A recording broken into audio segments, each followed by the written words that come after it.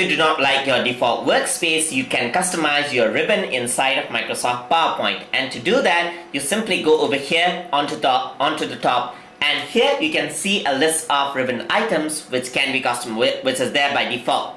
So if I want to add or remove some of these, I can go to File right here and go to Options.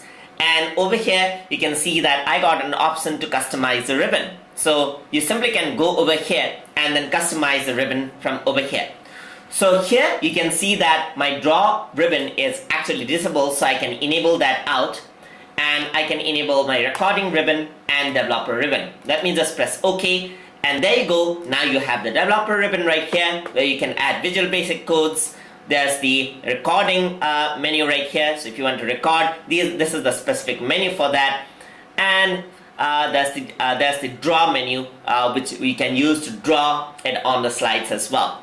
So if you want to make a custom ribbon itself, what you can do is you can simply go over here again. So you can go over here, go to Options again, and then from over here in the Customize Ribbon section, you can add in a custom menu as well.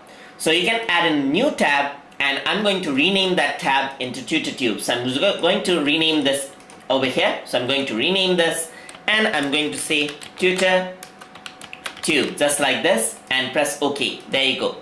Here I can rename a subgroup, give it an icon right here, and then name the group such as custom, just like this. Press OK. I can have a new group as well, so I'm going to rename this as second menu, and I can choose an icon for that. Press OK. So similarly, in the custom, I can keep on adding it. So let's say I want to add in copy right here, so I'm going to select that, press add. There you go, it is added right there. I'm going to add in cut, so I'm going to add that in right there as well. On the second menu, I want to add font color, so add that in, and format object. Alright, so add that in as well. So format object, add that in. There you go.